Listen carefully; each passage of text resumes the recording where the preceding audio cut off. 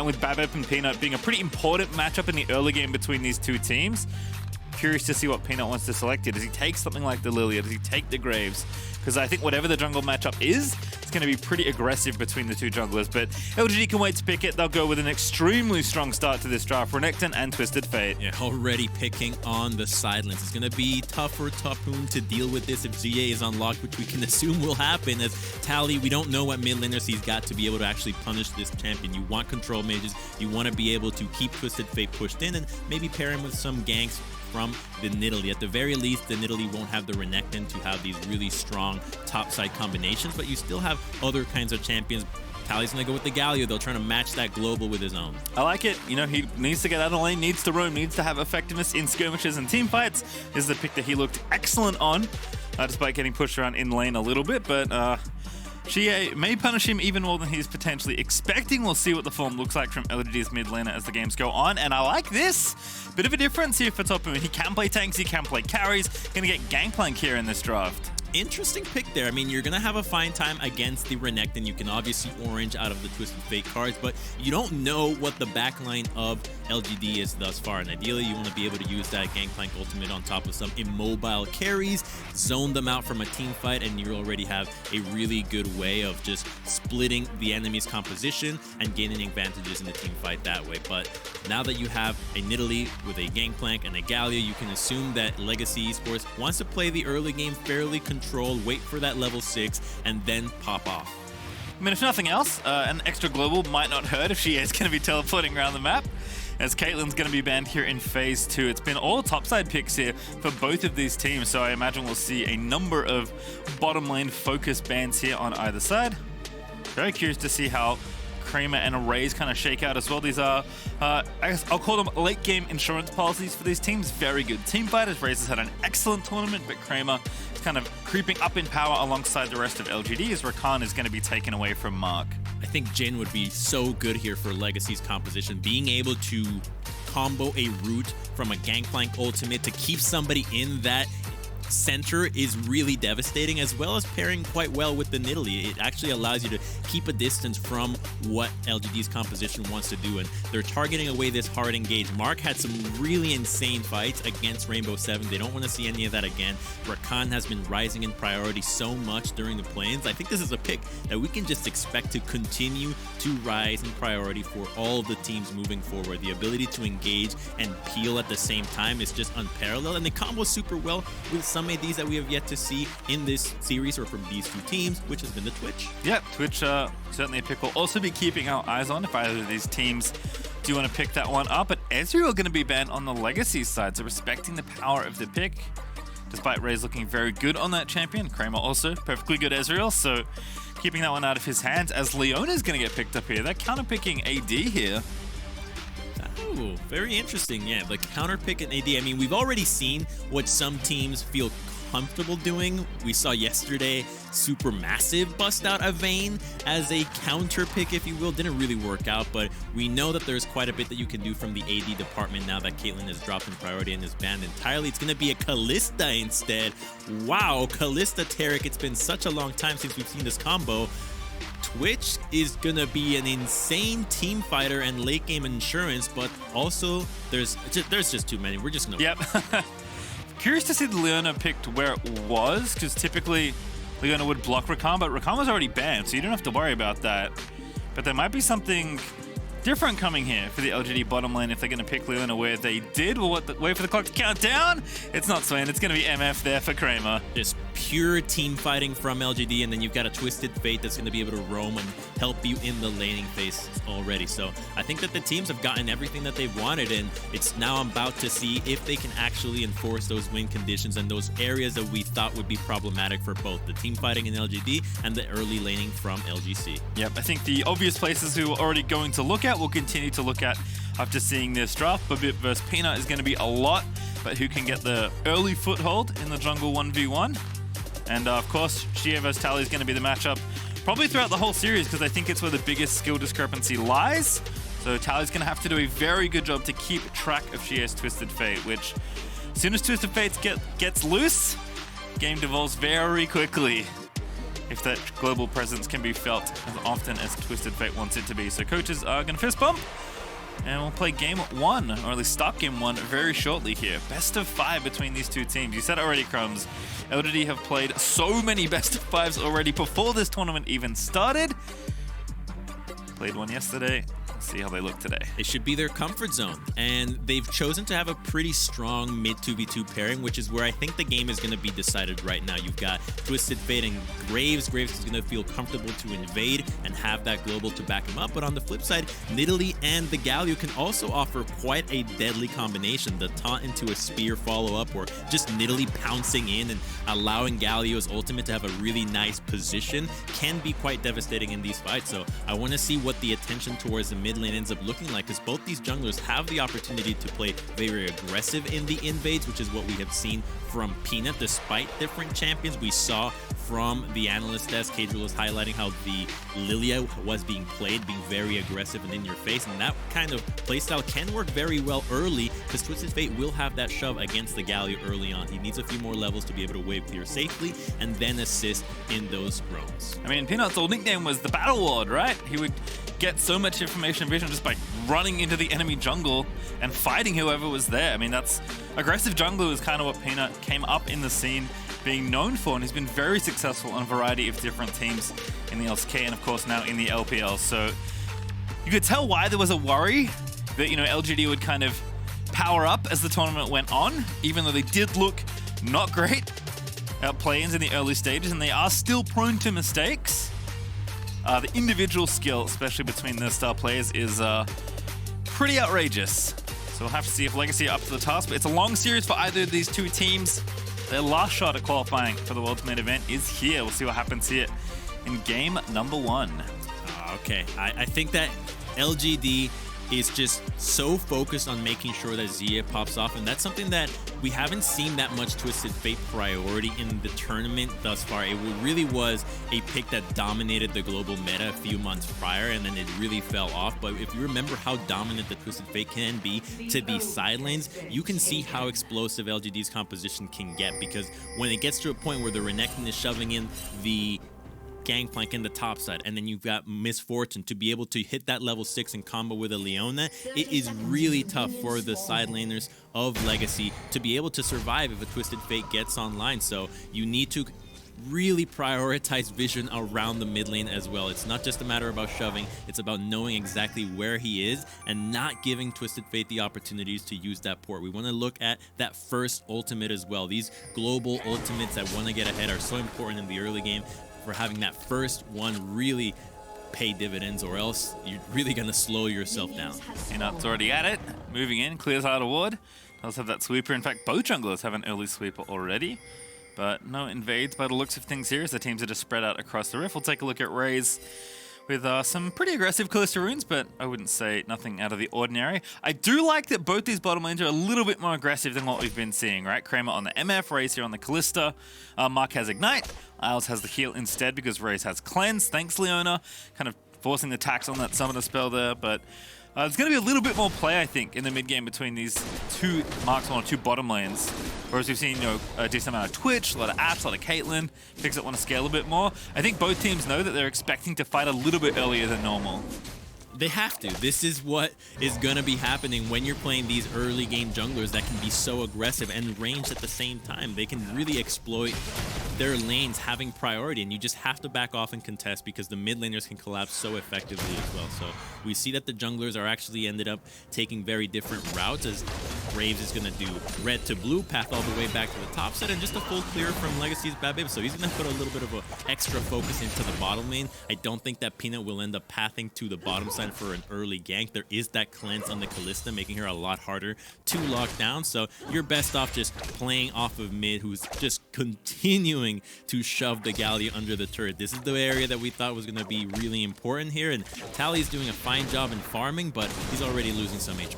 Yeah, TA took stack deck level 1, played very aggressive up on the wave as Peanut is going to take a chip down the bottom lane, but mid lane, here's Babip. Tally already with a taunt, does get it off, and the spear is not going to cake. Now Shia is going to have to run away, but here's the same story in the bottom lane as Raze likely forced to flash, does hop over there, so Isle's going to have to flash out instead, and Peanut, he took a tower shot.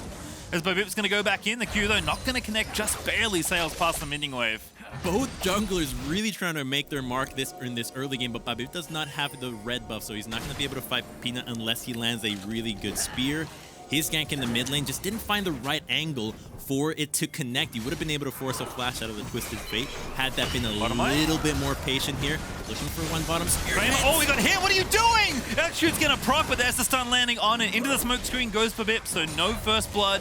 But everyone's gonna walk away as Kramer had to burn both summoners there. They should have known that the Nidalee was in that side of the map. After all, Grace just dodged the spear that came from that same angle. So the fact that the Misfortune lost all summoners is a big lapse in judgment there. Now we're back to Nidalee having priority here, and is gonna be able to double crab the Graves if she passes to the top side right away. And looks like she's just hunting him down, trying to make sure that she knows where he's at, sees that the camp is already taken, can deduce that the Graves is going all the way to the top crab. Should have the info. You can see the LGD ping on Babip's location as well. Know that he's likely around that area, and they would be correct in that deduction. Ooh, Longxing smacking that barrel down to Stopoon.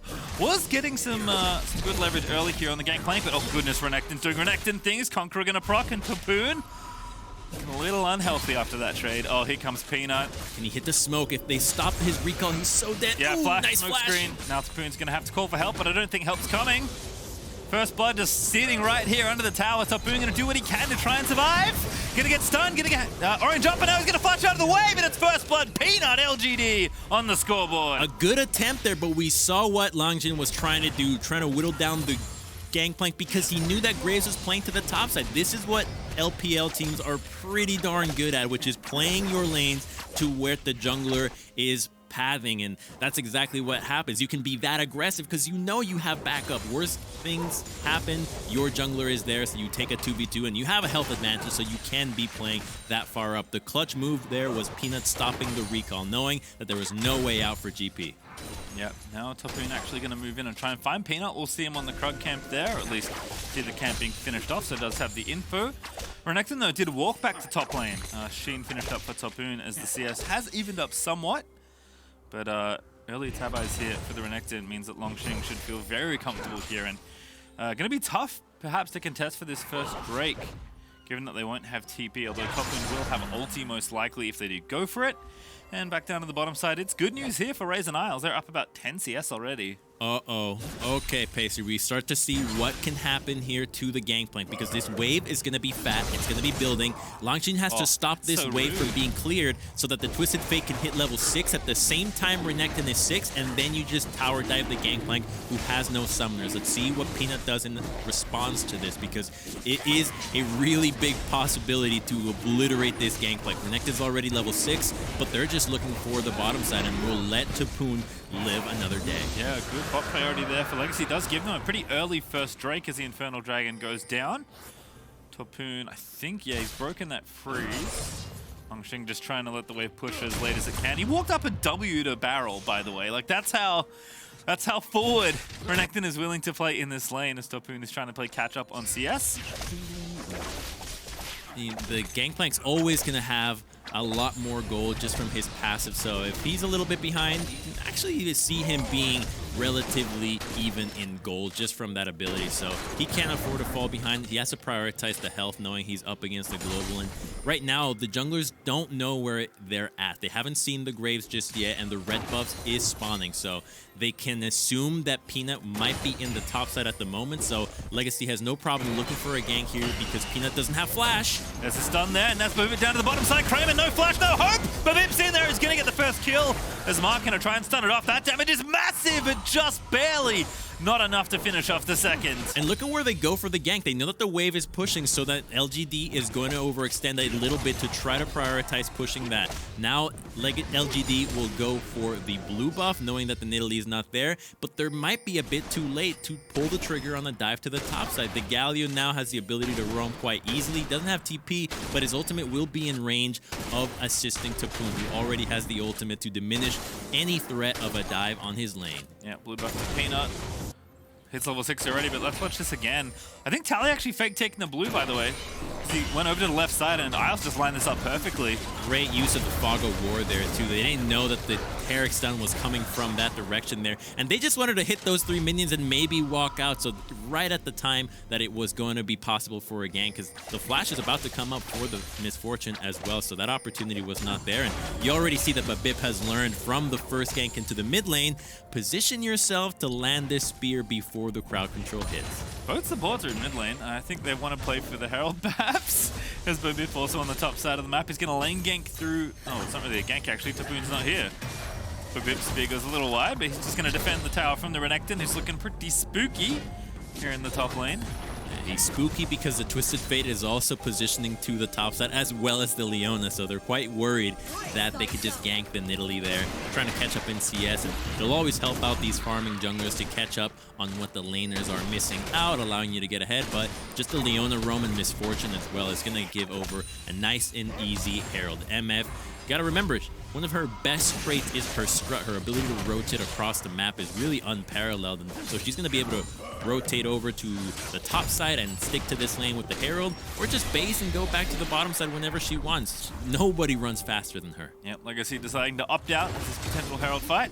Race is pushing a bottom lane, but Tapoon is in trouble once again. This could be 5 people in his lane ASAP. Mark with the flash E does land it, but the oranges are going to be burnt now. Peanut going to put him in the smoke screen, and Tapoon just getting chased down all day. Peanut looking for another kill. There's the collateral damage. Going to take down the Gangplank. He's got his completed warrior enchantment at the moment, so he's really strong, gonna do so much damage, and they're still gonna get that first brick because they popped the Herald over here, so it's just gonna be gold over to Raze here, but the race for first brick has already been won by LGD. This was the concern for Legacy. How is the laning phase gonna play out? Clearly, LGD is gonna be able to outclass them, but this is a pace that I don't think LGC was ready for. Pastry already down over 2,000 gold, losing that first turret, and every lane, with the exception of bottom, has just been getting relentlessly shoved in. Oh, Herald not going to get cancelled either, so it does good damage to the tier 2 tower as well. I mean, yeah, one of the lanes is going not so great right now. Tapoon down almost 30 CS to Longsheng, but it's not the lane I think we expected. Tally's actually done a pretty good job just kind of floating this lane and keeping track of Xie, not letting him get out of this lane. And bottom lane's done really well on the Legacy side, but Tapoon, even though Gangplank does print a little bit of extra money, gonna have to do a lot to hold on to this Renekton that's getting so strong so quickly. Got that Bilgewater Cutlass already racing towards the Blade of the Ruined King, and I think the other issue is just Peanut, right? He's just brazenly walking into the enemy jungle. He knows he has priority from his solo lanes, playing exactly the way that he's known for. Just relentless aggression, because he knows he can afford to take every fight with his team behind him. And he knows that his mid laner's ultimate is going to be a lot easier to play around than the Galio ultimate. Already in the tournament, we've seen what Galio can do when he's paired with champions like Camille or potentially the Jarvan. Here, there's really not a lot to work with on the side of Galio. You have Nidalee that has to go in, but it's not like she's stronger than Graves and has an opportunity to go in whenever she wants. So there's a hard time for finding Tally an opportunity for him to influence the map, and instead he's just losing plates and losing gold and just being bleeding pressure non-stop. Xie is able to collapse on everything, and that's what makes it so hard for Legacy to try to make a play, knowing that they're already behind when it comes to the mid lane rotation, and that the mid laner of Twisted Fate is going to have a much better position around the fight than the Galio can. Yeah, quick Drake take as well. LGD, just too much pressure in these lanes for Legacy to try and answer it, and they're already up 2,000 gold, are LGD. As it is going to be a Cloud Rift and a Cloud Soul for this particular game. Babip, to his credit, farming really well, but here's a 1v4 dive. Tally going to get out, but there's the first stun, there's the second. Flash out of there as Peanut, just firing shots into the Galio, but they'll take the mid tower instead. Good ulti there, actually going to clear the way for Tapoon as Tally finishes off the rest of it, but he's busy like making sure Renekton doesn't kill him. So it's just a brief repeat from this wave. And that's another Gangplank ultimate just used to deter a tower dive. The first one was used when the Gangplank was chased down by Leona and Graves, and now the second one to defend the mid lane. These team fight tools that Legacy wants to use continue to be used to just survive laning. Their one hope here, Pastry, is gonna be Raze, who's been farming quietly, yet a Kalista tends to have a really hard time in the mid game if she doesn't roll into it with a really big advantage. The rest of the team has to really round around her, and they do have the Taric ultimate if a team fight breaks out where LGD really overcommits to fight, but so many times we've seen the difficulties of using that kind of ultimate is so hard, and boy, this lane is so rough for Tapoon here. I think that moving forward into the next series, into the next game, you want to see more tanks into the top lane. Picks like Shen, picks like Malphite, just something that makes it so much harder for you to tower dive these lanes. Oh, blue buff into the bip, I believe. Yep, did smite it away, but Peanut is just at it again. He's got 2 pushing solo lanes. No fear as he walks into the enemy jungle. Xie's almost finished off this mid lane outer tower, and plates are still up for 50 seconds. Long Xing's been working on the top outer thanks to the help of Rift Herald, so that one's looking pretty low as well. It's just an all-out assault here in the early game from LGD. Legacy trying to play catch-up despite Ray's looking good. 30 CS ahead of Kramer with a finished Blade of the Ruin King already. Not going to do much without a team fight. Oh, this is what we're worried about. Crumbs, Tapoon already used it. Going to get stunned up by Xie. And that kill's not there just yet. Babip, he's trying to fight Peanut as Tally's roamed in. Okay. That's the Ninja Tabbies from the Gangplank, allowing him to survive that. If he didn't have that, he definitely could get one shot there. But again, that's another defensive ultimate, another global use from Legacy. They are completely reactive to what LGD is bringing to the table here. They're not finding their own play. So despite LGD being so aggressive, they are at least keeping Legacy's tools completely used in a defensive manner, which makes it so much harder for them to get these flanks and these teamfight wins. They're going to kill this Twisted Fate at the very least. He does have flash. Yeah, he's going to try. No one in the area to help him. There's the gold card out of Xie. Babip, though, can leap back in. There's the TP in. That'll force the flash. And LGD have to burn 2 summoners, but they do protect their mid laner. Oh, boy. Okay. I actually think he might not have needed to flash there. The Nidalee is not that strong just yet. Does have Mercrest to survive that CC and potentially escape from what would have been the Renekton following through. But we need to see Taric and Kalista involved. I don't think we've seen a single Fates call just yet, and those are the members that can bring this back for Legacy. They have to continue to survive what LGD is doing, which has been good thus far. They haven't died that much just yet, but you got to make a proactive play on your own. It's good that they have that first dragon to stall out the soul that LGD is going to be fighting for, yet they need to make sure that they have vision to get the plays that they want. If you look at the map right now, there's a single control ward on the blue buff. They have no idea what's going on in the river, which makes it so difficult for them to move forward. They have to be grouped together, and now they've lost the crab as well. So even thinking about this dragon setup is so much rougher for them, as the Twisted Fate ultimate will come through, and they're so late for this era. Yeah, if they even wanted to fight it, right? LGD are going to be first to that objective. They should be able to take it down. Razor's going to be busy finishing off this tower, which I like because Legacy do need the gold. The second Rift Herald's going to be even better than the first one, despite not giving any plates away. There is plenty of places where they can try and break this with. And LGD, oh, they take the mid-outer as well. They're going to be able to use this Herald wherever they want, really. You have so much time to decide where you want to pop this. Now, the bottom lane has really lost a lot of value at the moment, and going down there past the 20-minute mark really gets to be a liability at sorts, that the enemy team can always react and start Baron for you. So I think that the best use for it moving forward is just going to be when you get a team fight win, you can just pop it in the lane that is closest to you and try to get as much value out of that. Let's see if anything happens top lane. There's a big wave here. It looks like Renekton's just going to farm it up and make sure that he can crash this, as the priority from LGD right now is around the bottom side and around the dragon. If Legacy can secure mid lane priority, they're going to have an easier time rotating this Galio and having his ultimate be a presence. Renekton doesn't have TP, so Legacy will at least get a full v4, but Peanut's popping the Herald mid, so they're going to have to deal with this first. They're faster to the rotation. Look at where Legacy was. They were so focused on the bottom lane. They're now slow to this. They're going to lose a tier 2, and then LGD can just rotate over to the dragon, and Legacy will have so much terrain to traverse through before even reaching and seeing the objective. Get the Herald down, but as you said, LGD have all this time now to rotate everybody over to the dragon. And that's going to have to be given up, I believe. Legacy can't get in the area to contest for the objective, so they will give the second Drake over to LGD. As that gold lead's continuing to grow. 4,000 gold up now for LGD. Actually, 3,000. Maths is hard.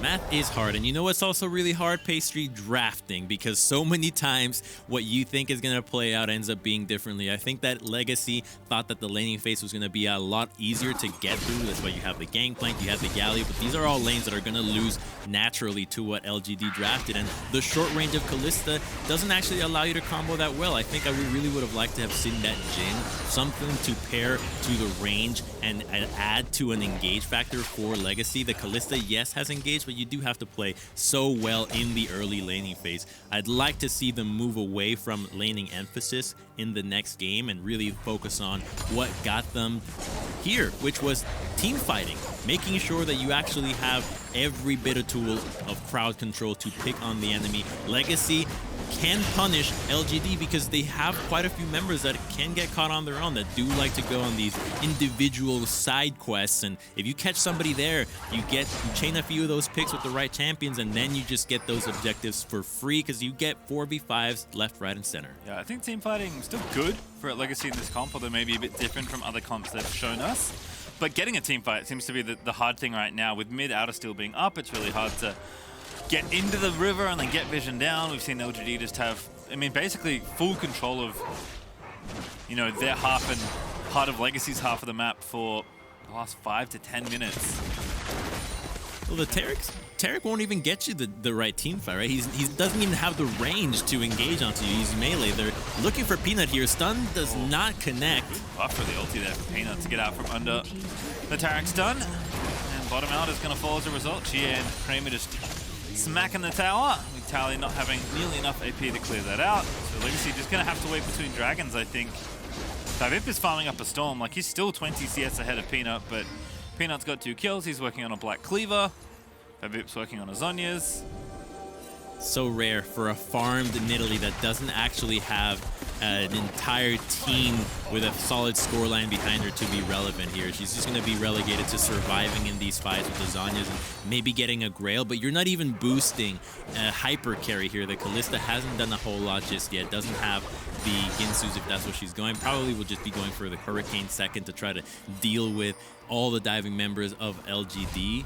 Yet Nidalee, if you're not getting ahead early, you really just end up being a secondary support, and you don't have a hyper carry, so LGD is going to have to really just find an incredible Fate's Call for these fights, because you can actually pair Fate's Call with the Taric ultimate and the Galio to do quite a bit of damage, and it'd be ideal if you could actually land that on top of an ulting Misfortune, because nobody else is really going to have the right angle to stop her. Yes, Tally has found plenty of teleport flanks to go for it, but he doesn't have the teleport up just yet. He just swapped to it, though, so maybe he does have the vision to see that Kramer has to be stopped from his ultimate channeled. I guess we'll find out, because we haven't had a full 5v5 yet. LGD just happy to play the side lane with their big Renekton and their big Twisted Fate. Can't say I blame them. Xie is going to go ahead and split push the bottom lane. And Longsheng has just been permanently pushing. I mean, the top lane is so long. There's no tier 2 tower there. It's just the inhib tower. So, yeah, Renekton's going to get spotted, but he's just going to pressure things in. He's got the TP. For the minute 25 mark on the Dragon Roams in, LGD have completely taken over Legacy's jungle. And Tapoon's in a potential 1v4. At least a 1v3 here as Mark's just off to the side, and Vivip's going to have to come down to try and help out. Oh, it's brutal. They don't have a way to engage. They just don't have it. The Nidalee doesn't find it. You don't even have the vision because LGD is doing such a fine job in denying it. You only have that one ward in the back of the red brush, but because of the terrain, you still don't even have the right angle there. So only Tally can potentially use that here, yet they're still just bleeding turrets left and right, and LGD can always disengage quite effectively there. You can use Leona ultimates and gold cards to get away from what LGC Legacy's throwing at you. These are going to be a confusing series, Pastry, LGC, LGD, but anyways, Legacy needs to have a better setup for these team fights. You need to engage. You can't just bleed out the entire game. Yeah, and it's tough again with how much control LGD have exerted across the map, how good their setup and their vision was lacking in the early stages of the tournament in their play. And Legacy, they're finally going to posture aggressively. Good dash out from Peanut, but Legacy want to fight for this dragon because you called it, Crumbs. Race has gone Ginsu's. Legacy are really committing to this 5v5, the first one of this game. They do have the inside track already onto the objective, but they're going to have to make it quick. Solar Flare hits Raze, cleanses out. There's Tally going in. Finds the taunt there. Stun lands in as well, but Legacy need to commit a little bit more. Tally gonna flash out. Collateral damage over the top. Longshing getting poked a little bit by the Gangplank as the ulti gets committed, and Legacy will start the Dragon. They still have Taric ultimate. This could be the fight for Legacy. If Tally can TP and find a really good flank, this could be it, though. Misfortune still has ultimate. Careful of Renekton, though. They're going to spot him now, finally, but I think it's too late. Raze going to get stunned from so far away as Longshing going to take down the Kalista. A second kill already as the bot lane for Legacy has fallen, and Babip's going to have to run out of there. The Dragon will be forfeit. 2 kills given over as well, as LGD only getting stronger and stronger. The sneaky Crocodile finds Kalista, and her clans had been burned earlier from the Leona, so it was so easy to delete her. They can now turn to the Baron. They get everything pastry. I think this game is all but done here. Legacy just got outclassed early from LGD, and they have been clean. They just don't get the fights. They just focus on objectives and don't give the opportunity for Legacy to get the fight that they want. Yeah, it's looking so much more clinical now, RLGD. Certainly scary as this team looks towards the main event of Worlds 2020, but still a long way from that one here. But certainly this game looking very good for LGD as they finish off the Baron. I think Legacy can shake this one off, though. But first, we're going to look at this flank, though. Great control ward there from Lang Jin. And then Kalista steps up. So easy to immediately delete her. No heal to save her a little bit longer to buy time for the Taric ultimate. But it wouldn't have even mattered. She would have gone down at the end. Doesn't have enough damage to burn through the LGD diving pair of Leona and Renekton. Just a nice easy setup there. It's always nice when Renekton can just walk his way into the back line. Legacy not able to find that 5v5 they've just been looking for. Every fight has been unfair, and LGD are going to look to keep it that way with the Baron buff pushing down. Only inhibitor towers to take alongside the Nexus ones. There are no tier 2s left. They were already very effectively 4-1-ing / 1-3-1-ing with this Twisted Fate and Renekton, and now it's going to get even better with this Baron. So LGD just want to buy their time and allow the Renekton to crash the wave into the bottom. They want to pressure 3 lanes at the same time. You want to have all 3 drawing the attention out of Legacy so that you can maximize what you're doing with that empowered minion wave. So now that the Renekton is crashing, you can see what LGD is trying to do with mid and top, and that's going to draw away the members of Legacy. Divide and conquer, a composition that's already having such a hard time team fighting, an even worse time laning. This is just going to put an even bigger deficit on them. All right, well, Longshing going to go ahead, push down this. Waves are crashing it around the same time. Very well coordinated there. As Tally looks for the taunt, but not going to be found onto the Renekton. Kramer also getting aggressive. Trying to hit down the tower, but not really an angle for Legacy to look for here. I mean, every single inhibitor tower is currently being pressured. That was a good rotation there out of Peanut. I'm really impressed that they've actually been able to crash these waves so consistently. They're getting some value to the Lich Bane and RFC as well. And there it is, divide and conquer. You see that Taric and Kalista were in the bottom side. Well, surprise, the Misfortune was able to rotate to the top side. You just broken one of these turrets down, and when you start to open up the base and you're dealing with a Twisted Fate, you can never leave. The threat of a backdoor becomes all too real here. So this is a big milestone for LGD in closing out this game. The noose is tightening. Certainly is, and still 30 seconds left on this Baron, so another wave at least is going to crash in. She is going to go ahead and finish off this inhibitor. The cannon is going to do it. And mid lane, oh, Race was actually the target. That cleanse not good enough as the bullet time comes in. She is almost flanking all the way around the back of the mid inhibitor tower. But Legacy just kind of getting crawled into their own base now. Babip going to get blasted by Peanut's ulti. They're going to go on for GA now, but the exhaust is good. Still the damage is there. Going to rip the spears out, but it's not enough to take him down. Fate's call in. Ultimate pop for Taric, but GA into stasis he goes. Surely they can get 1 kill. Indeed they will, as Raze will finally pick up the pesky Xie. And on they go again. Raze looking for Longshing. Going to try and keep the kills going. Renekton getting low, but he's pretty tanky. Mark here as well. Tally with a 3-man taunt. And they're still going. Mark surely is going to die. Indeed, Raze will get a second kill.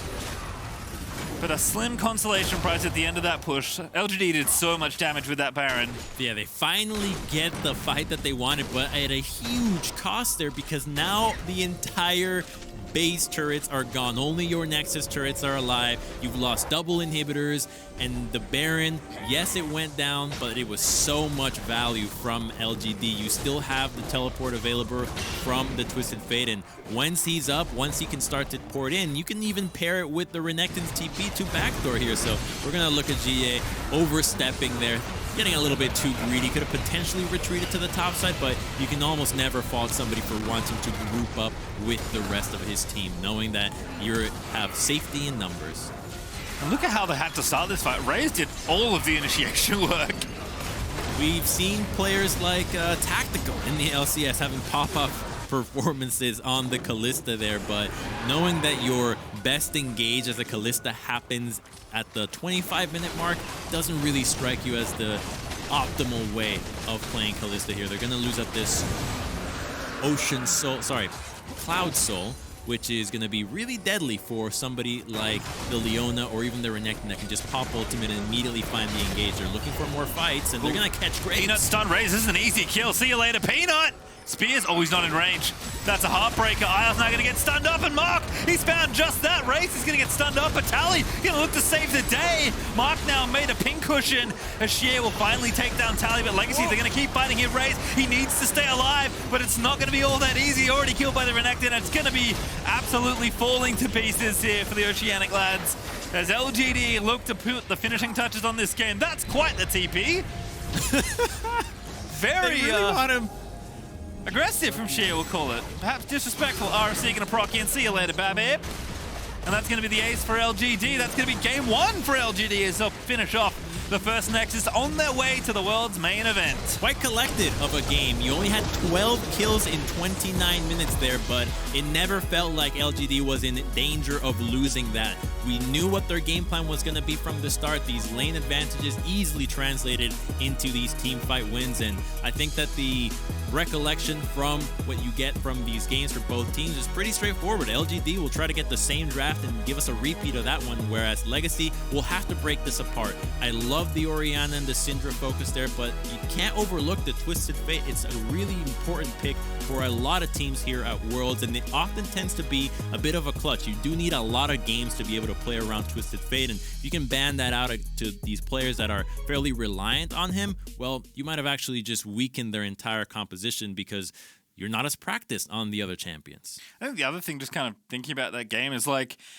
it just felt so hard to contain LGD in the mid game, which is actually where I thought maybe Legacy could get some footing. Like, LGD have always been good individually, right? Even at the start of play-in, when they were making all these mistakes, it often wasn't in the laning phase where they were looking bad. Actually, they looked quite good still, but they just fell apart around objectives, and Peanut couldn't hit a smite to save himself.